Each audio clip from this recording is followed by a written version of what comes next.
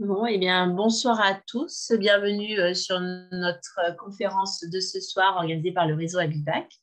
Je vous rappelle de ne pas brancher ni vos micros ni vos caméras, s'il vous plaît. Je souhaite la bienvenue à nos intervenants. Nous aurons donc ce soir pour le cursus Sciences Po Aix, Monsieur Grégarec. Dans un deuxième temps, nous aurons les étudiants de Sciences Po Lille, Mina Houry et Victor Di Bartolo. Et enfin, nous aurons Madame Anne-Sophie Gomez qui représente l'Université Clermont-Auvergne pour le cursus interculturel, études franco-allemandes et les métiers du livre franco-allemand. Et elle sera accompagnée d'un étudiant, Héloïse Miotte-Duquet. Voilà. Je vous rappelle que vous pouvez envoyer vos messages dans le chat. Merci de préciser votre ville et votre lycée, peut-être c'est plus facile pour vous retrouver parce qu'on ne sait pas toujours d'où vous venez. Voilà, n'hésitez pas à intervenir. Nous sommes à poser toutes les questions que vous souhaitez. Voilà, donc je vais passer la parole tout de suite à Monsieur Grégarec pour le cursus Sciences Po Aix. Oui, bonsoir, schönen guten Abend. Donc voilà, donc mon nom est Rainer Grégarec et donc je suis le responsable du cursus franco-allemand qui se passe entre Sciences Po Aix et l'université de Freiburg. Donc c'est pour situer Freiburg, bon, je vous montrerai tout à l'heure, mais bon, j'imagine vous connaissez quand même. Donc, bon, OK, Institut d'études politiques, donc c'est un des Sciences Po, d'ailleurs, du réseau Sciences Po. Et notre partenaire, donc, c'est l'Albert Ludwigs Universität in Freiburg, très bien, et c'est Aix-en-Provence, donc c'est à 30 km de Marseille, 30 km de la Méditerranée, et Freiburg est quasiment en face de la Forêt Noire, et à, j'allais dire, 2 minutes de la Forêt Noire, parce que si on sort de la cathédrale, on arrive en 5 minutes dans la forêt. C'est assez. Bon, les deux villes sont évidemment très plaisantes, comme beaucoup d'autres villes aussi. Alors, donc, ce que nous avons, donc, nous avons donc des instituts qui sont au centre-ville, donc vraiment en plein centre, donc difficile d'être plus au centre. Donc, nous, on est en face de la cathédrale et Freiburg, vraiment à 2 minutes à pied de la rue principale du centre-ville. C'est un cursus qui se déroule sur 5 ans, donc on peut certes sortir au bout de 3 ans, mais c'est pas ce qu'on souhaite, ni ce que font la très grosse majorité des étudiants. Donc c'est un cursus qui alterne quasiment tout le temps entre les universités, donc on commence la première année à Freiburg, ça c'est une des spécificités par rapport aux autres cursus Sciences Po Université en Allemagne. Donc, deuxième année, donc du coup, logiquement, à Aix-en-Provence.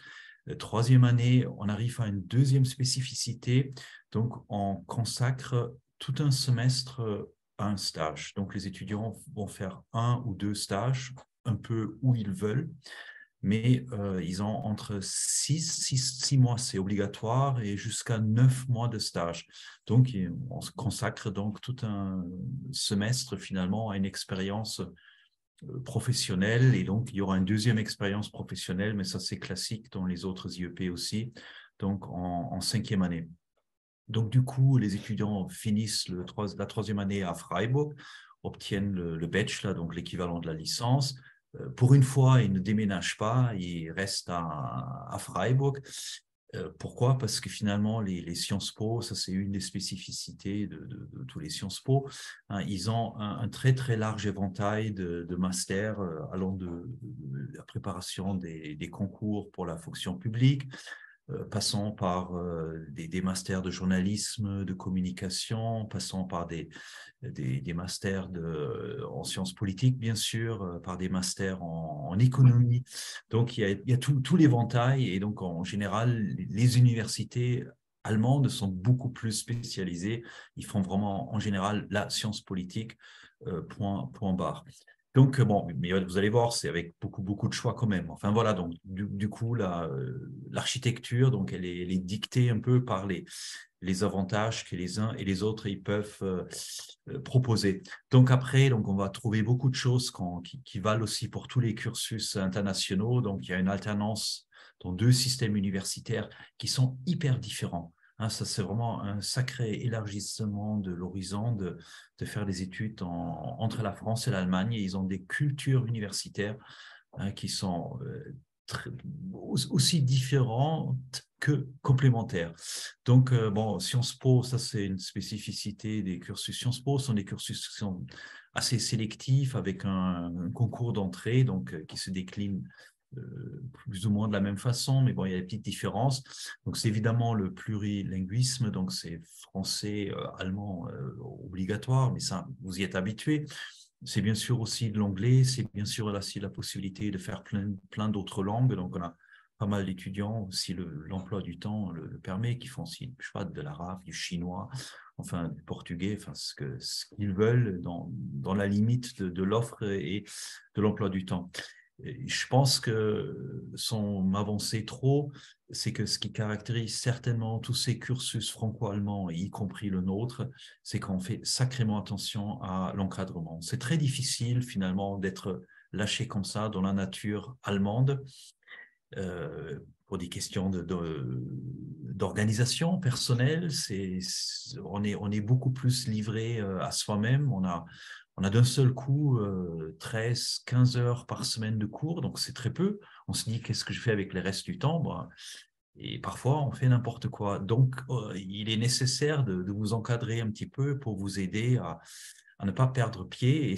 Et malgré cet encadrement, il y a quand même toujours quelques étudiants qui ont du mal, hein, qui ont l'impression que, bon, puisqu'il n'y a pas beaucoup d'heures, il n'y a pas beaucoup à faire, puisqu'il n'y a pas un devoir d'une semaine sur l'autre, bah, parfait, je suis en vacances pendant des mois. Donc, c'est un vrai risque. Donc, voilà, donc d'où l'importance d'essayer d'être assez près de chez vous. Donc, ce qui est assez classique en tout cas dans les cursus de Sciences Po, en tout cas à partir du master, de la 5e année, c'est le côté professionnalisation. Bon, nous, à Aix, on a mis le paquet, encore une fois, en sacrifiant tout un semestre à ça, donc pour le renforcer encore. Donc après, c'est évidemment le large choix de formation possible. Enfin, c'est même parfois des étudiants qui sont 4e année, ils ne savent toujours pas exactement ce qu'ils veulent faire. Donc, ils se déterminent en fonction du choix du master. En général, c'est la 5e année où définitivement, ils savent ce qu'ils veulent. Bon, après, on a aussi le contraire. On a des gens qui, en rentrant à Sciences Po, savent très bien que, je sais pas, plus tard, ils ont envie de faire journalisme, qui font les stages en conséquence, qui choisissent les modules en conséquence, etc. Donc, tout est possible, mais ça fait partie du charme de ce type de formation. Et c'est évidemment après l'employabilité qui est plutôt excellente. Donc, bon, ce qui est moins, bon, ce qui peut gêner, c'est évidemment l'obligation d'un concours. Donc, on a un concours. Donc là, vous avez les dates, mais je vous donnerai tout à l'heure des liens où vous allez bêtement sur notre page Internet et vous allez trouver les dates du concours. Donc, nous, on a un concours écrit qui est un peu calqué sur le modèle du concours commun avec des petites différences. On n'a plus depuis 1 an le droit de choisir les mêmes sujets. Donc, on a choisi des sujets qui sont très, très vagues et qui correspondent un peu à ce qu'on fait en philo, en terminale, la politique, la morale. Donc, du coup, on ne veut pas non plus trop alourdir la barque de la préparation. Donc, après, il y a une épreuve d'histoire qui rappelle celle du bac et il y a 2 épreuves de langue, une à l'écrit et ensuite il y a un oral qu'on fait dans la foulée. Donc, on ne fait pas… Enfin, je sais, vous allez passer le concours sur 2, ça dépend, en 3 jours et il n'y a pas d'admissibilité. Donc, toutes les épreuves sont coefficientées. Après, on fait la moyenne et puis on vous dit si vous êtes déjà parmi les heureux élus la première fois ou s'il faut attendre un petit peu parce que vous êtes sur la liste complémentaire ou éventuellement, évidemment, on est obligé aussi de dire, bon, votre niveau d'allemand ou vos performances n'ont pas suffi et il faudrait peut-être, si vous souhaitez intégrer ce type de cursus, le retenter l'année d'après. Donc, inscription, frais de scolarité, bon, ça se passe par Parcoursup, donc je rentre absolument pas dans le détail. Les frais d'inscription, Chez nous, ça varie aussi beaucoup des IEP. Ça, c'est vrai. Actuellement, chez nous, c'est toujours 800 € à peu près et évidemment, quasiment rien pour les boursiers. Et donc, et ça restera aussi l'année prochaine comme ça. En revanche, donc évidemment, il y a la possibilité d'avoir des bourses, mais je pense qu'on évoquera ça plus tard. Donc, profil des candidats, bon, c'est l'année du bac ou bac plus 1, niveau de langue B2 de préférence, parce que sinon, à la fois, on ne réussira pas le concours et surtout, on ne réussira pas l'année à Freiburg. Donc, hein, ça, c'est clair. Donc, et comme dans les autres cursus, enfin, c'est ce qui fait vraiment la différence entre ces cursus franco-allemands là, dont on parle ici et d'une année Erasmus, c'est que là, vous êtes vraiment non pas mélangé à des étudiants qui viennent du monde entier, vous êtes d'abord mélangé avec des étudiants allemands. Donc, vous êtes mélangé à des gens qui sont dont la langue maternelle, c'est l'allemand, et les professeurs s'adressent à un public qui a un niveau d'allemand presque comparable. Donc, et donc c'est quand même sacrément exigeant. Et notre partenaire, il est sacrément exigeant aussi. Freiburg, c'est une des grandes universités classiques, des grandes universités d'excellence. Donc, c'est vrai que c'est exigeant. Donc, après, bon, on ne va pas rentrer dans le calendrier. Donc, ça, voilà, vous allez pouvoir le trouver sur le site. Donc, comme pour les autres cursus franco-allemands, vous allez avoir donc, les bourses. Donc, il y a une bourse de mobilité. Donc, si vous restez une année universitaire en Allemagne, bah, vous allez recevoir 3 000 €. Si vous restez un semestre, c'est 1 500. Donc, du coup, bah, finalement, pendant toute la scolarité, vous allez avoir plus de bourses de la part de l'UEFA que ce que vous coûteront réellement les études, en tout cas en termes de frais d'inscription. OK, alors donc après, donc je sais, là aussi, je ne rentrerai pas trop dans les détails, vous pouvez le trouver sur le site. Donc comme c'est interdisciplinaire, donc il y a des cours de sciences politiques, il y a pas mal de cours de méthodologie. Bon, il y a chez nous aussi un cours de méthodologie et statistique, donc des connaissances en mathématiques sont nécessaires. Il faut pas, comment dire, il faut pas avoir fait un ancien bac S, pas avoir fait une spécialisation en maths. Mais si vous n'avez pas fait ça, vous avez quand même intérêt à travailler un peu pendant l'été les rudiments des maths avant de venir étudier. Donc après, les classiques, théorie politique, système politique de la RFA, politique comparée, c'est évidemment l'Union européenne. Et puis après, parfois, donc, il y a, enfin, parfois, mais assez souvent, donc, des cours assez spécialisés, donc, que l'on choisit un petit peu. Ça peut être sur la guerre de l'Ukraine ou sur un auteur comme Hannah Arendt, ça dépend. Deuxième année à Aix, donc là, vraiment, tout l'éventail, droit constitutionnel, sociologie, politique, économie, politique comparée, relations internationales. Donc, c'est la classique. Bon, ce qu'on a un peu, donc bien sûr, on a un accent assez mis sur, évidemment, la France, sur l'Europe, sur la comparaison avec l'Allemagne aussi, le franco-allemand, mais c'est aussi pas mal la Méditerranée. Donc, hein, ça, c'est une petite spécificité. Donc, voilà, pour l'interdisciplinarité, c'est clair, c'est donc un vaste éventail de matières, vaste éventail d'offres de master, dont on pourra parler tout à l'heure aussi, mais les étudiants de Lille vous diront la même chose, donc on a à peu près le même offre de master. Donc, qu'apporte le franco-allemand? Je pense là, je parle aussi pour tout le monde, à mon avis, enfin, j'espère, c'est que le franco-allemand, c'est certainement un tremplin, c'est un plus, c'est une sacrée expérience, c'est une sacrée ouverture d'esprit, ça demande une sacrée capacité d'adaptation à quelque chose qui est complètement différent. Hein, les Français, quand ils vont en Allemagne, ils ne comprennent pas pourquoi il y a tant de théories, pourquoi il faut développer un certain esprit d'abstraction.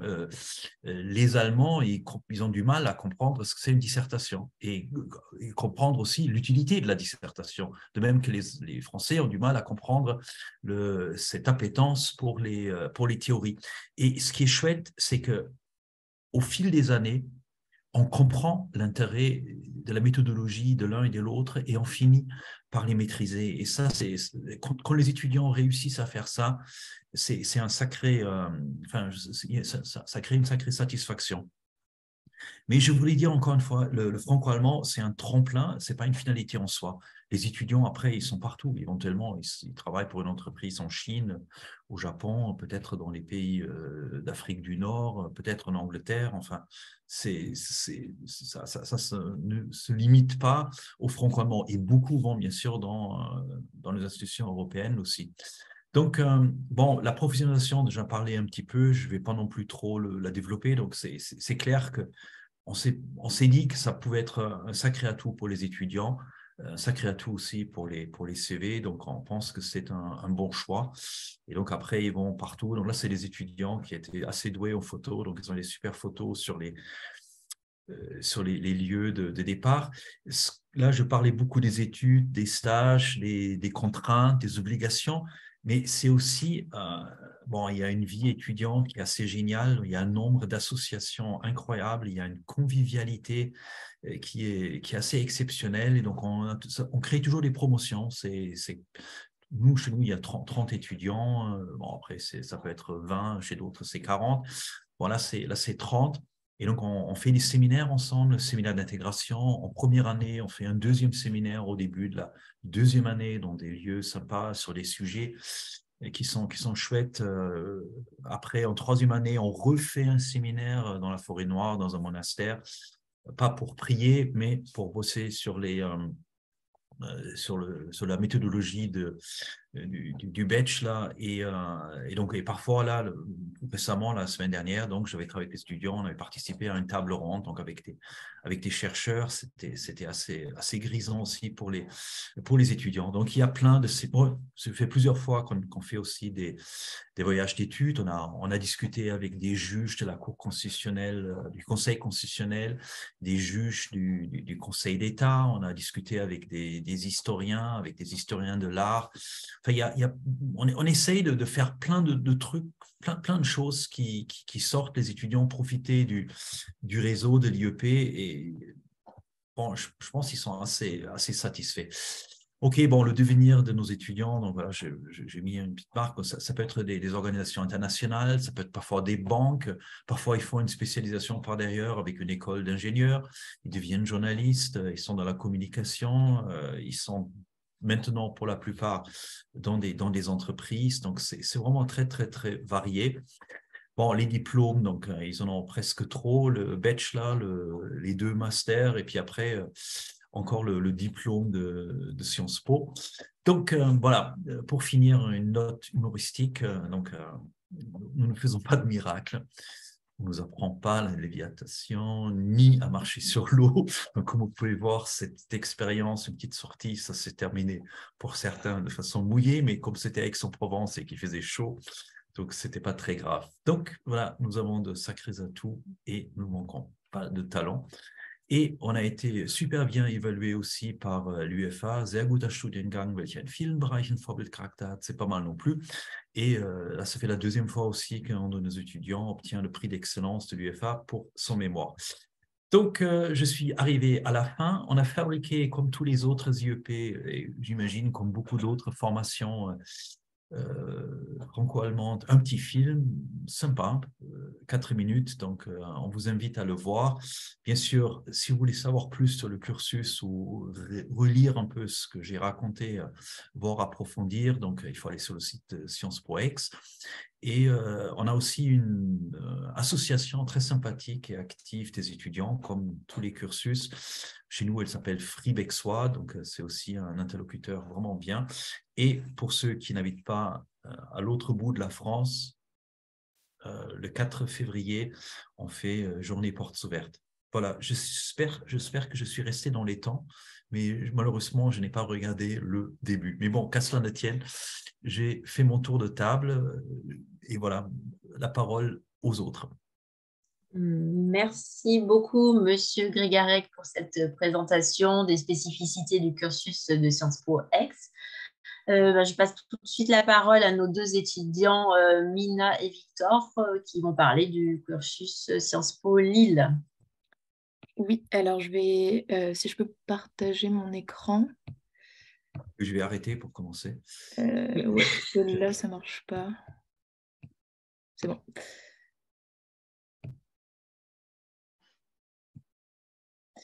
Voilà. C'est bon, vous voyez bien?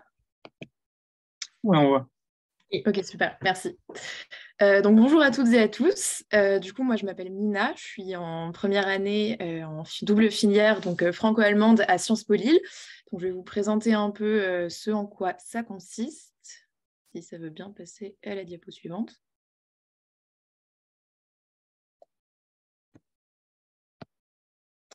Alors excusez-moi. Voilà, on va rester comme ça. Voilà, donc la double filière, donc la FIFA à Sciences Po Lille, c'est donc un double diplôme franco-allemand entre Sciences Po Lille et la VWU Münster. Donc voilà, c'est un peu le même principe qu'avec Sciences Po Aix, mais du coup à Lille. Donc c'est toujours un Sciences Po qui fait partie des 7 IEP. Et ce double diplôme, il va permettre donc à la fin du cursus qui se réalise en 5 ans, l'obtention de 3 diplômes, donc le Bachelor en Internationale und Europäische Governance, le Master, dans lequel on va pouvoir se spécialiser donc à Sciences Po Lille, et à la fin des 5 ans aussi donc le diplôme de Sciences Po Lille. Donc, c'est des études qui se réalisent en alternance entre donc, Sciences Po Lille et Münster, avec 1 an sur 2 à Münster, et la dernière année où on va pouvoir choisir entre Sciences Po Lille ou Münster, ou aussi il y a la possibilité de faire la 5e année dans un établissement partenaire. Donc, ça peut être un établissement partenaire de Lille ou de Münster. Et donc, on va avoir la possibilité de se spécialiser dans des domaines très variés. Donc, c'est un peu la même chose qu'effectivement à Sciences Po Aix ou que dans les autres Sciences Po. Donc, que ça peut aller des institutions européennes à la gestion de conflits ou aussi travailler dans le domaine des médias ou du commerce international. Ce qui est intéressant, et donc là, je rejoins aussi Sciences Po Aix, c'est qu'on va être partagé dans le cursus entre donc, français et allemand.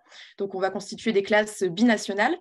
Et je trouve ça très intéressant justement pour partager un peu cette compétence interculturelle entre étudiants de 2 cultures différentes. Et donc, nous, les Français, on va pouvoir aider les Allemands, justement, qui débarquent en France à Lille, les aider à s'adapter, effectivement, au système français auquel ils ne sont pas forcément habitués. Et à l'inverse, à Münster, on va pouvoir se faire aider par les Allemands. Donc, moi, je vais me concentrer plutôt sur la première année parce qu'effectivement, je viens tout juste d'entrer à Sciences Po Lille et je vais laisser Victor par la suite s'attarder un peu plus sur vraiment les spécificités de Münster et les possibilités après professionnelles. Donc, concernant les matières enseignées à Sciences Po Lille, c'est vraiment un cursus d'abord pluridisciplinaire, puisqu'on va donc avoir des cours de droit, d'histoire, d'économie, de sciences politiques, de sociologie, et aussi, ça c'est une spécificité de la FIFA, d'histoire des relations franco-allemandes. Donc, on va avoir 4 heures d'allemand et aussi un peu d'anglais. Et il y a la possibilité de choisir une LV3 à Sciences Po Lille. Il y a de très nombreuses langues qui sont enseignées, donc notamment l'italien, l'espagnol, l'arabe, le chinois, le japonais, mais aussi plein d'autres, puisque donc, Sciences Po Lille a un partenariat avec l'université de Lille, donc, dans laquelle on pourra aussi avoir d'autres LV3 qui seront enseignées. Concernant donc la première année à Sciences Po de manière générale, par rapport au lycée, l'emploi du temps est quand même relativement allégé, notamment vous, si vous êtes en Abibac d'expérience, je sais que ça peut être voilà, assez conséquent. Là, à Sciences Po, on va avoir environ 23 heures par semaine, 25 si on a donc une LV3. Donc, on a potentiellement pas mal de temps libre, mais malgré tout, il y a quand même une charge de travail assez importante. Et donc, c'est tout à fait gérable, mais il faut voilà, savoir s'organiser, savoir gérer son temps en fonction des différentes échéances, puisqu'on va préparer notamment de nombreux exposés, puisque Sciences Po marque un point particulier sur la prise de parole. Et il y a pas mal de travaux à rendre et aussi des examens, préparation partielle, etc. Donc, concernant le concours d'entrée en FIFA, c'est plutôt similaire au concours commun, mais il y a quand même quelques différences. C'est-à-dire que donc, ça se déroule en 2 phases. D'abord, les 3 épreuves écrites qui ressemblent à celles du concours commun, mais il y a quand même quelques différences. D'abord, alors l'épreuve d'histoire qui dure effectivement 2 heures, ça c'est à peu près pareil, donc vous devez réviser le programme de terminale. Donc j'ai remis un peu ce que j'avais trouvé sur le site, à savoir donc les relations entre les puissances et les modèles politiques des années 30 à nos jours, et aussi l'histoire de la France depuis les années 30. Et après, c'est là que ça se différencie un peu du concours commun, avec donc l'épreuve de langue qui dure non pas 1 heure, mais bien 1h30. Et donc, on a un texte qu'on va devoir lire avec des questions dessus, et on doit rédiger un essai de 300 mots environ. Et enfin, l'épreuve de questions contemporaines qui dure cette fois 3 heures. Et contrairement au concours commun, il n'y a pas de thème particulier à réviser. Donc, on va surtout attendre de vous que vous sachiez mobiliser des connaissances sur l'actualité et aussi vos connaissances personnelles que vous aurez pu acquérir au cours de votre cursus ou même par des lectures. Et par la suite, si vous êtes sélectionné, il y a donc une épreuve orale. Alors, les épreuves écrites, c'est plutôt autour d'avril, je crois que c'est le 15 avril en 2023. Et l'épreuve orale, elle se déroule en mai, début mai en général. Elle consiste en un entretien de 15 minutes. En général, c'est en visio. Enfin, pour nous, c'était comme ça en tout cas. En allemand. Et donc, en général, le jury est composé de un ou une représentante de Sciences Po Lille et un ou une représentante de Münster. Et en gros, vous devez faire une petite présentation de 2 minutes, voilà, présenter vos motivations, donc ce qui vous a poussé à candidater à Sciences Po Lille, et ce qui vous intéresse dans le cursus, c'est aussi voilà, la manière dont vous avez pu vous engager déjà au préalable, ou expliquer aussi des perspectives que vous avez pour l'avenir, si vous avez déjà un projet, ça peut être utile de le préciser. Et ensuite, donc, il y a des questions qui vont surtout être liées à la présentation. Et c'est aussi important de maîtriser un petit peu comment se déroule le cursus. Donc, l'enseignement aussi à Münster. Je sais que moi, j'avais eu quelques questions là-dessus. Donc, il faut avoir bien sûr un bon niveau d'allemand, mais on ne vous demande pas non plus d'être bilingue, parce que voilà, le but, c'est aussi de vous faire progresser au cours du cursus, même s'il faut quand même avoir le niveau requis pour être capable de suivre les cours en Allemagne dès la 2e année. Et concernant les points forts vraiment de Sciences Po Lille, puisque moi je vais me concentrer sur Lille pour l'instant, c'est intéressant de remarquer qu'il y a un réseau d'associations vraiment très, très large, avec plein d'associations dans des domaines hyper variés. Donc ça va de l'éloquence à l'écologie ou encore au journalisme. Et il y a vraiment une réelle volonté de l'établissement de favoriser cet engagement des étudiants, dans la mesure où donc le jeudi après-midi est systématiquement laissé libre pour permettre justement cet engagement, même s'il faut garder à l'esprit que si vous voulez faire une LV3, ça peut tomber le jeudi après-midi, donc voilà, faut gérer son temps, mais globalement, il y a quand même des choses qui sont mises en œuvre pour que vous ayez le temps de vous engager. Il y a notamment 4 bureaux très actifs au sein de l'établissement, donc le bureau des étudiants, le bureau des sports qui propose aussi plein de sports tels que le basket, le badminton ou encore la danse, le bureau des arts et le bureau des internationaux qui va favoriser l'intégration des étudiants en Erasmus. Et ce qui est très intéressant aussi comme perspective, c'est de savoir qu'il y a des conférences qui sont organisées de manière très régulière à Sciences Po Lille, à raison donc de au moins en général 1 par semaine, et qui sont d'ailleurs organisées souvent par les étudiants ou les étudiantes. Et on va avoir des personnalités connus qui vont pouvoir venir de temps en temps, comme on a déjà eu François Hollande, et cette année, il y a Fabien Roussel qui est venu aussi. Donc, c'est toujours intéressant de pouvoir interagir avec ces personnes-là.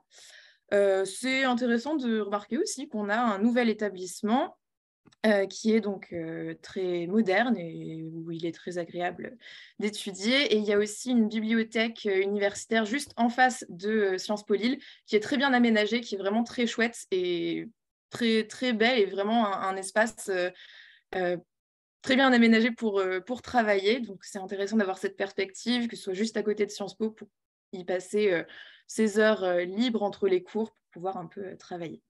Voilà, donc là, je vous ai mis quelques liens importants si vous voulez avoir plus d'informations. Je peux les copier-coller et les mettre dans le chat si ça peut être plus utile pour cliquer dessus. Voilà. Oui, donc moi j'ai enchaîné du coup plus sur Münster et les perspectives un peu professionnelles, les masters aussi de Sciences Po Lille. Alors j'ai pas préparé de petite présentation malheureusement, mais ça sera très bien quand même sans. Donc Münster, on se rend à Münster du coup en 2e et 4e année en filière franco-allemande à Sciences Po Lille. Bon, un peu comme à Aix, c'est beaucoup plus axé là, vraiment sur la science politique en tant que telle, tandis qu'à Sciences Po Lille, c'est vraiment beaucoup plus pluridisciplinaire, comme l'a présenté Mina. Et vous avez également beaucoup moins de cours qu'à Lille. On est à peu près sur un volume horaire qui est autour de 12 heures par semaine en 2e année. En 4e année, c'est encore moins, c'est autour de 6-8 heures. Parce qu'en fait, ils vont laisser plus de temps pour tout ce qui est les travaux de recherche, un peu, nous faire travailler un peu plus la science politique en termes de recherche. En fait, c'est pas vraiment la même approche qu'en France. C'est ça qui est aussi très intéressant justement dans la FIFA. Et pour parler de Münster en tant que tel, de la ville de Münster, alors c'est une ville qui est dans le nord de l'Allemagne, qui se situe pas très loin de la frontière avec les Pays-Bas, à peu près une soixantaine de kilomètres, et qui est au nord du bassin rhénan et de la Ruhr. Donc on est vraiment très proche de tout ce qui est Düsseldorf, Cologne, Dortmund. On est à peu près en train, il faut compter 1 heure et demie de route. Donc on est vraiment proche d'un gros bassin de vie allemand. Et en même temps, Münster, c'est vraiment une petite ville. Il y a 300 000 habitants et c'est une ville très étudiante, puisque sur ces 300 000 étudiants, il y a à peu près 40 000 étudiants. Donc ça fait vraiment, c'est vraiment une ville où on est quasiment qu'entre étudiants. C'est un peu une ambiance très particulière et ça permet comme ça de faire beaucoup de rencontres, de voir pas mal, enfin, faire beaucoup de rencontres avec des Allemands justement qui étudient autre chose aussi que la science politique. Ensuite, du coup, pour parler de ce qui est des perspectives professionnelles, alors il faut savoir que, étant donné qu'on fait la navette entre 1 an sur 2 entre Lille, Münster, puis à la 5e année, on se décide soit Lille, soit Münster, soit on peut partir autre part. Bon, on ne va pas rentrer ici dans le détail, sinon ça va être un peu trop compliqué. Mais à chaque fois qu'on passe de Lille à Münster, en fait, étant donné que les calendriers universitaires entre la France et l'Allemagne ne sont pas les mêmes, on finit en général l'année à Lille autour de mi-mai et on reprend l'année à Münster autour de la mi-octobre, ce qui fait qu'on a à peu près, grosso modo, 4-5 mois de vacances sur l'été, ce qui donne la possibilité en fait de faire des stages. Et c'est aussi quelque chose qui est vraiment encouragé du côté de Sciences Po Lille de faire des stages pendant cette période. Et étant donné qu'on a vraiment le temps, il y a beaucoup de monde qui utilise cette période pour justement en faire. C'était mon cas, moi j'avais fait des stages entre justement la 1e et la 2e année, puis entre la 3e et la 4e année. Donc ça, c'est vraiment une opportunité qui est à saisir et que beaucoup saisissent et qui est vraiment un avantage. Et ensuite, il y a aussi une quinzaine de masters qui sont proposés ensuite à l'IEP de Lille dès la 3e année, parce qu'en fait, en 3e année, quand vous revenez à Lille, vous commencez votre master. C'est un fonctionnement un peu compliqué, mais qui permet comme ça de vraiment être intégré pleinement dans les masters de Sciences Po Lille. Et cette quinzaine de masters, elle va vraiment une variété assez large de choix, puisque ça va des choses un peu classiques pour des filières franco-allemandes comme les affaires publiques en Europe, à le management des institutions culturelles. Et aussi, ils ont tout récemment créé un master qui s'appelle Boire, manger et vivre, là, qui est plus axé sur tout ce qui est gastronomie, représentation de la gastronomie. Donc c'est vraiment une spécialité très intéressante. Puis aussi, gros point fort de Sciences Po Lille, c'est qu'il y a l'existence du double diplôme avec l'école de journalisme de Lille, du coup, qui est l'une des plus reconnues en France. Donc ça, c'est vraiment un gros avantage. Bon, je dis ça aussi parce que je fais ce double diplôme. Donc je peux, si vous êtes intéressé par ça, vous foncez à Sciences Po Lille pour ça, pour faire la FIFA et ensuite ce double diplôme. Et sinon, au niveau après des débouchés en termes de que font les gens qui ont fait la FIFA, pour la plupart, mais une grande majorité qui désormais le travail en fait en lien avec les institutions publiques, généralement en France, en Allemagne ou plus généralement en Europe. Mais après, il n'y a pas de nécessité à se restreindre juste à ça. Il y a vraiment pas mal d'anciens étudiants qui font vraiment des métiers dans des domaines très variés, dont le journalisme justement.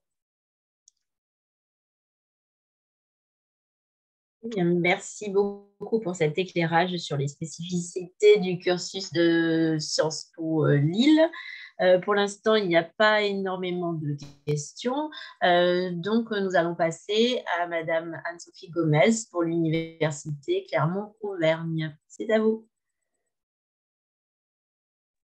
Merci. Alors, je vais tenter le partage de ma présentation, moi aussi. Est-ce que vous voyez bien? Je ne vais peut-être pas mettre en diaporama que ça puisse défiler. Est-ce que c'est bon? C'est bon. Ok, super. Alors, je vais commencer par présenter la licence, double cursus licence bachelor études franco-allemandes, qui se fait en partenariat avec la ville de Regensburg en Bavière, aussi anciennement appelée Ratisbonne, mais maintenant on francise moins le nom. C'est un cursus, alors je vais présenter ce cursus et ensuite Héloïse en présentera un autre. Alors ils ont des points communs, mais je vais essayer d'insister sur les spécificités du cursus d'études franco-allemandes, et c'est bien que ça vienne après Sciences Po parce qu'il y a là aussi quelques similitudes, quelques convergences, bien qu'il y ait aussi des différences, on va le voir déjà dans les critères d'admission. Alors, pour le cursus d'études franco-allemandes, il existe depuis 2001. C'est un des tout premiers cursus qui a été financé par l'Université franco-allemande, hein, qui a été créé à la fin des années 90. Et donc, ce cursus a maintenant plus de 20 ans d'existence.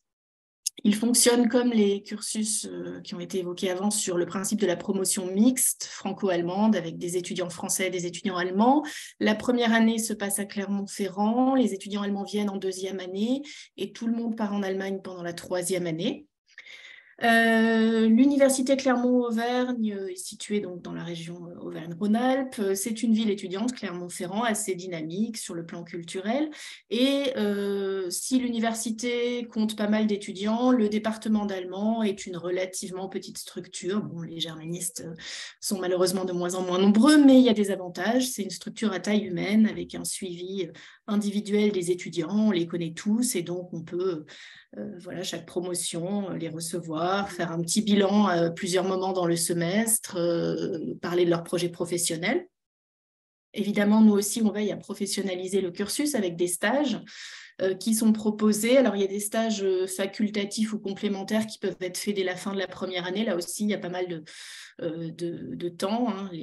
La première session d'examen se termine fin mai, on reprend début septembre, donc il y a moyen de faire des stages. Et puis, il y a un stage qui, lui, est obligatoire de 8 semaines minimum entre la deuxième et la troisième année.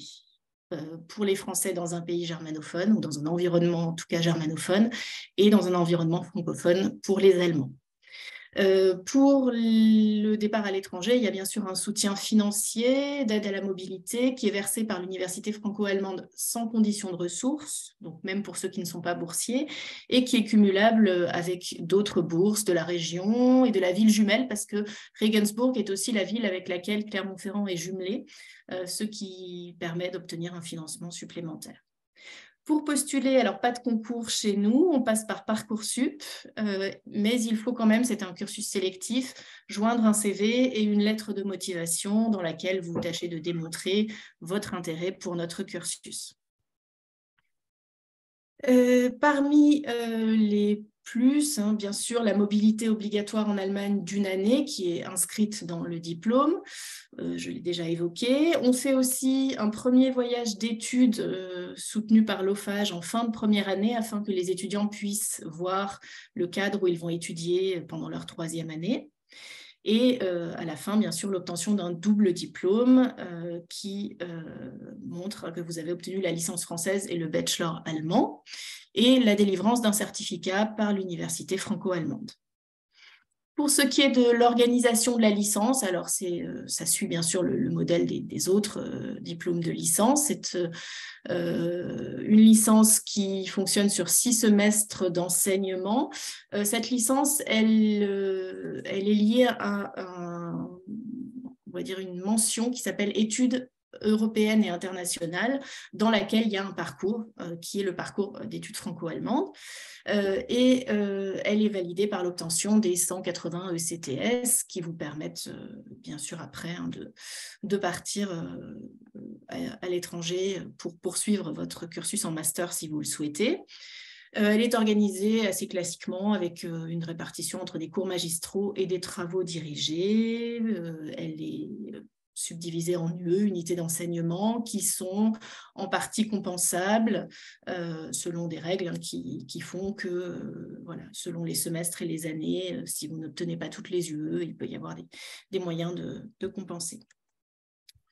Parmi les exemples d'enseignement, vous avez là aussi de la méthodologie du travail universitaire, comme ça a été évoqué pour les autres diplômes, de la pratique de la langue, langue orale, de la traduction, version et thème, des cours de culture et d'interculturalité, de la culture économique et numérique, du droit européen dont le cours se fait d'ailleurs en anglais, des actualités politiques, et puis, comme dans les cursus précédents, une LV2 qui est obligatoire parmi un large choix de langues, qui peuvent être des langues au niveau débutant. On peut débuter l'italien, le portugais, le russe, le néerlandais, et puis il y a des langues comme l'anglais et l'espagnol qui se poursuivent, bien sûr, si vous en avez déjà fait auparavant. En ce qui concerne la poursuite d'études, grâce à l'obtention du bachelor, vous pouvez prétendre à intégrer un cursus de master en Allemagne ou bien poursuivre en France, dans les sciences politiques, les relations internationales, dans le management des institutions culturelles aussi, mais ce sont des exemples, il y en a d'autres.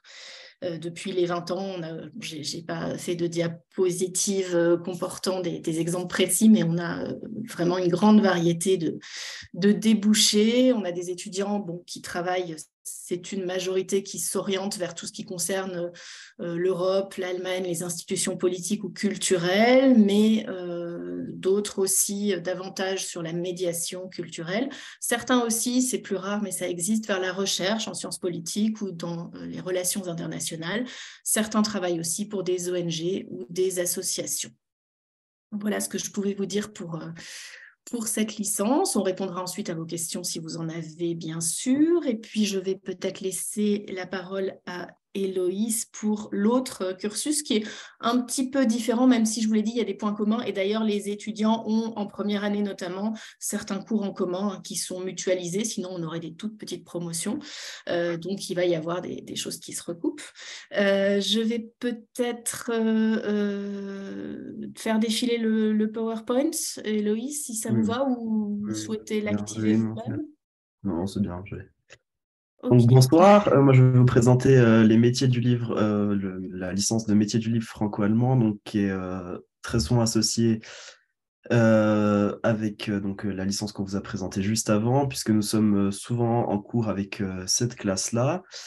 En revanche, c'est une licence qui est assez moderne, puisqu'elle elle est apparue en 2015, si je ne me trompe pas. Oui, je ne l'ai pas fait figurer, mais oui, 2015. Oui, c'est ça, d'accord. Très bien. Donc, pareil, qui est avec une promotion mixte, donc franco-allemande. Nous sommes jumelés non pas avec la ville de Regensburg, mais avec Erlangen, qui est au nord de Nuremberg. Donc, notre première année se passe à Clermont-Ferrand. Notre deuxième année, on l'a fait aussi à Clermont-Ferrand, mais cette fois-ci, les étudiants d'Erlangen viennent à Clermont-Ferrand. Et en troisième année, on part donc à Erlangen. Voilà, donc tout comme les études franco-allemandes, c'est une structure à taille humaine, et encore plus, puisque cette année, nous sommes une promotion avec 2 élèves. Donc, c'est vraiment un suivi individualisé, ce qui fait qu'on est vraiment une petite promotion. Ce qui fait aussi que l'ambiance dont on n'a pas beaucoup parlé jusque-là pour les autres présentations, et c'est une très bonne ambiance. Puisqu'il n'y a pas de groupe, il n'y a pas de compétition entre les élèves, et donc c'est vraiment très agréable, et c'est une ambiance propice au travail. Pour les stages, donc c'est donc comme l'autre licence, un stage facultatif, un stage obligatoire en fin de deuxième année, entre la deuxième année et la troisième année dans le pays partenaire, donc à Erlangen, et un stage facultatif entre la première et la deuxième année, avec toujours un soutien de l'université franco-allemande à hauteur, il me semble, de 300 € par mois, ou ça doit être quelque chose comme ça. Pour postuler, donc c'est via Parcoursup. Contrairement à la licence d'études franco-allemandes, vous n'avez pas à mettre de CV, c'est uniquement une lettre de motivation. Ensuite, pour la mobilité, ah oui, c'est ça. Pardon. Donc, comme je le disais, une mobilité obligatoire en Allemagne d'une année, donc la troisième année, donc on passe à Erlangen en Allemagne, ainsi qu'en fin de première année, un voyage pour découvrir la ville donc, dans laquelle on sera en troisième année. Les plus, donc l'obtention d'un double diplôme, donc la licence française et le bachelor allemand, et la délivrance d'un certificat par l'UEFA. Ensuite, la licence s'organise de la même manière, donc avec 6 Oui, c'est semestres. pour ça que là, on peut peut-être passer Oui. sur cette diapositive parce que c'est vraiment le même moule en termes de structure, mais les enseignements, ça change un petit peu. Les enseignements sont différents, effectivement, parce qu'on a certains cours qui sont donc avec les étudiants des études franco-allemandes, comme par exemple les cours de traduction ou de pratique de langue. Notamment, on a de la littérature, on a de la grammaire aussi pour revoir les bases. Mais on a un côté qui est plus spécialisé, puisque nous avons cours aussi avec les étudiants en métier du livre, mais donc ceux qui étudient le métier du livre uniquement en français. Donc, c'est plus spécialisé et on a également des cours où nous ne sommes qu'avec les métiers du livre franco-allemand. Donc, c'est vraiment pour nous spécialiser et découvrir un vocabulaire vraiment qui est typique au domaine du livre et qui est moins général que ce qu'on voit en général. Et donc, on a également le choix obligatoire d'une LV2 au second semestre, donc comme l'a dit Madame Gomez, entre néerlandais, polonais, il me semble russe aussi, et des langues comme espagnol ou anglais que vous avez peut-être déjà suivi. Ensuite, la poursuite d'études, donc, ce qui est très utile, comme on l'a dit jusque-là, le franco-allemand est très utile puisque ça offre des débouchés plus variés que des études uniquement français. Donc là, notamment avec cette licence, vous avez la possibilité de continuer dans les métiers du livre, de l'édition, donc dans les métiers de la librairie, la traduction par exemple, ou dans l'édition, mais également dans le domaine de la création éditoriale. Donc voilà, comme je l'ai dit, les débouchés en tant que métier dans le métier de libraire, dans le métier d'éditeur, tout ce qui se rapporte finalement au métier du livre.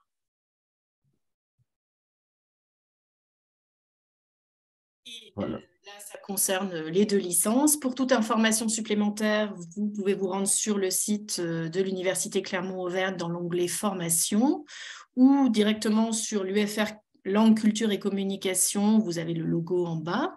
Et nous aussi, nous aurons une journée porte ouverte qui aura lieu, non pas le 4 février, mais le 4 mars, un mois après la première qui a été évoquée tout à l'heure, 4 mars 2023. Donc, si vous êtes à proximité, bien sûr, vous êtes les bienvenus. Et puis, s'il y a des Auvergnats, nous serons aussi, des Auvergnats ou des élèves de la région, de l'académie au sens large, nous serons aussi présents sur le forum Auversup qui aura lieu fin janvier. Et puis, nous faisons aussi une petite tournée dans divers établissements. Donc, peut-être qu'on se recroisera. On va être à Nevers aussi au mois de janvier. Enfin, voilà. On fait un petit peu de promotion par tous les canaux possibles. Mais n'hésitez pas, en tout cas, si vous avez d'ici là, si vous n'avez pas la possibilité de vous rendre aux journées portes ouvertes, mais que vous avez des questions qui surviennent après, ou si vous parlez entre vous à des camarades qui n'ont peut-être pas pu assister ce soir de nos cursus, qu'ils n'hésitent pas à nous contacter. On peut les mettre en relation avec les étudiants pour qu'ils puissent aussi témoigner et échanger un petit peu avec eux. Voilà. Justement, merci beaucoup pour ces interventions très riches. Est-ce que vous pouvez justement répondre à 2 questions qui ont été posées sur la question de la motivation et de la lettre de motivation et surtout sur les spécialités obligatoires parce que c'est une question qui hante beaucoup les lycéens, de savoir s'il y a des spécialités qui seraient incontournables pour postuler pour les cursus que vous proposez. Non, alors pour les 2 cursus qu'on propose, non. Bien sûr, il faut avoir fait de l'allemand. Je dirais qu'il faut bien avoir un niveau B1 quand même, mais ça n'est pas une licence de germanistique. On a aussi une licence LLCER qui est vraiment pour les gens qui vont se destiner faire de la recherche plus tard ou passer des concours de l'enseignement. Nous, ce sont des licences pluridisciplinaires, donc il faut quand même avoir un niveau d'allemand certain. La BIBAC est évidemment un plus. Mais il n'y a pas de spécialité privilégiée. On est très ouvert là-dessus. On accepte aussi les gens venant de disciplines scientifiques très volontiers. Ils apportent aussi notre regard et des connaissances aussi techniques pour le livre. Ça peut être intéressant, par exemple. Et je vois qu'il y a une question sur la lettre de motivation. Je crois qu'il faut surtout s'être un petit peu renseigné sur le contenu, essayer de faire une lettre qui soit quand même en adéquation avec le contenu, qui démontre votre intérêt pour les matières qui sont proposées. Voilà, c'est surtout avoir pris connaissance, ça nous prouve que vous venez en connaissance de cause, enfin que les élèves postulent en s'étant renseignés et que donc du coup il y a des chances que s'ils sont acceptés, ça se passe bien, parce que c'est quand même notre but, c'est de les insérer professionnellement après et que ça se passe bien pour eux, donc on a tout intérêt à ce qu'ils sachent où ils vont quand ils viennent, voilà. Et merci beaucoup. Il avait une question encore du coup sur l'anglais. Et donc de savoir si on ne le choisit pas en LV2, si l'anglais disparaît totalement du cursus et s'il y a la possibilité de prendre des LV3 ou LV4. Alors, ça ne va pas être comptabilisé, il n'y aura pas de crédit affecté à la LV3, ça s'arrête à la LV2, mais il y a possibilité de suivre des cours d'anglais ensuite en auditeur libre dans la mesure où les collègues ont de la place dans leur groupe. Voilà, après, je ne vais pas non plus mentir sur la place de la LV2. On n'est pas en LEA anglais-allemand. Hein, où on a aussi des cursus de LEA anglais-allemand, où là, il y a quand même un nombre d'heures assez conséquent du coup d'allemand. Nous, l'anglais, ça reste, la LV2, ça reste 2 heures par semaine. Et en première année, ça ne commence qu'au 2e semestre, sauf pour des cas très spécifiques. Parce qu'en fait, on propose l'espagnol en débutant, et là, ça commence en début d'année, pour ceux qui voudraient partir dans un master qu'on a, qui est trinational entre Regensburg, Madrid et Clermont. Il y a des petites exceptions, mais sinon, globalement, le volume est relativement restreint, 2 heures par semaine, et ne débute en première année qu'au 2e semestre. Mais si l'étudiant est très motivé, il peut quand même suivre en auditeur libre d'autres cours. Voilà. Mais clairement, oui, il n'y a pas de crédit affecté à l'anglais si on ne le choisit pas en LV2. Bon, peut-être pour les Sciences Po, mais les Lillois, vous me corrigerez. Il y a souvent de l'anglais obligatoire. Il y a pas mal de cours aussi. Bon, il y a une grande offre quand même de cours en anglais et il y a une partie des cours. Ça dépend de l'année, mais en 2e année, c'est obligatoire. Et après, il y a des cours qui ne sont proposés qu'en anglais. Donc, en fait, les étudiants, pendant les études, font aussi de l'anglais. Bon, après, la 3e ou la 4e langue, la 3e, ça se fait parfois, je sais pas, je dirais peut-être un tiers de mes étudiants ou un quart le font, mais bon, ça demande un sacré effort. Si on est à Sciences Po, c'est plus jouable dans les universités allemandes où il y a un volume d'horaire moindre, mais bon, on peut très bien. Et puis après, on peut partir, ce que font pas mal aussi, quand ils partent en stage, ils peuvent partir dans un pays, je sais pas, en Espagne pour compléter leur savoir en espagnol. Donc, après, ça dépend vraiment des étudiants. Il y a des étudiants qui sont hyper doués en langue et qui les font à l'appel, 4 ou 5, et puis il y en a pas mal qui se contentent des 3, le français, l'allemand et l'anglais. Voilà, ça c'est en tout cas pour Aix. Mais j'imagine que c'est assez semblable à Lille, mais vous me corrigerez. Oui, alors justement, il y avait une question. Vas-y. Non, vas-y. Non, justement, il y avait une question sur la différence entre un diplôme de Sciences Po, IEP, Aix-Lille, par exemple, et Sciences Po sur le campus Nancy. Bon, c'est toujours la question qui tue. Donc, vous savez tous qu'en France, on a un enseignement, en tout cas supérieur, qui est extrêmement pyramidal. Donc, et tout en haut de la pyramide se trouve Sciences Po Paris. Donc, on va pas dire le contraire. Donc, il y a une sélection par ça. Après, ma foi, c'est un peu en fonction des priorités qu'on a. Lille, c'est vrai, ils sont connus, entre autres, pour la proximité avec l'Europe, mais je vous laisserai donner vos arguments vous-même. Vous avez aussi déjà évoqué cette école de journalisme. Nous, par exemple, on a mis plus l'accent sur la professionnalisation. C'est un atout. Après, c'est pas non plus un campus, donc on n'est pas 2 ans à côté de Nancy, mais on fait tout de suite les échanges avec nos universités partenaires, ce qui est un atout aussi. Et je dirais la 3e chose, après j'imagine c'est un peu pareil aussi pour Lille, nous, on a un partenaire absolument exceptionnel, Freiburg. Et donc, c'est une grande, vieille université. Et Freiburg et Heidelberg, ce sont les deux universités allemandes qui réceptionnent le plus d'étudiants avec des bourses d'excellence. Donc, je veux dire, c'est peut-être, il y a côté français ce regard-là très, très porté sur Paris, mais voilà, donc il ne faut pas oublier les 3 autres atouts, hein, éventuellement plus de professionnalisation, plus d'échanges avec l'université partenaire, et troisièmement, on capte un public exceptionnel. Donc, voilà. Après, difficile en France de lutter contre le discours bulldozer des Parisiens, nous sommes les meilleurs. Et ce n'est pas les Auvergnats qui vont me contredire, j'imagine. Donc, voilà. Si je peux ajouter aussi sur la différence peut-être avec le campus de Nancy, c'est qu'en dehors, en fait, à Sciences Po Paris, en dehors du double diplôme proprement parlé entre la Freie Universität de Berlin et du coup Sciences Po Paris, le campus campus franco-allemand à Nancy, en fait, ce n'est pas un double diplôme, à la différence de Aix et Lille, où là, on va vraiment avoir de bout en bout une licence, du coup, la licence pour Lille, la licence de Münster, et ensuite le master de Münster et le master de Sciences Po Lille. Et si, en général, la majorité des étudiants qui vont sur le campus franco-allemand de Nancy, en fait, ils vont être diplômés à la fin que de la licence de Sciences Po Paris, que, entre guillemets, de la licence de Sciences Po Paris et du master de Sciences Po Paris. Il ne faut pas avoir cette double diplomation, en fait, avec un établissement allemand.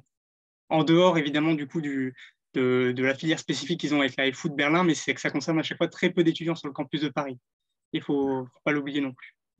Et peut-être, juste encore, parce que la question a été un peu plus précise que ma réponse, il n'y a sinon aucune différence entre le diplôme de Sciences Po Aix, Sciences Po Paris, Sciences Po Lille, Sciences Po Bordeaux et les autres. C'est un diplôme Sciences Po, avec des enseignements qui sont sacrément semblables.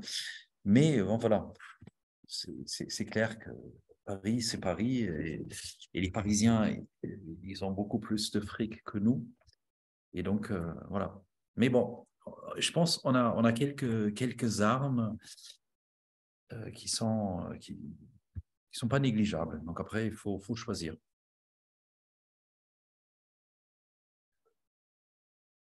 Merci beaucoup. Je ne vois pas d'autres questions. On va peut-être attendre encore 2-3 minutes dans le chat s'il y a des personnes qui souhaitent encore des précisions.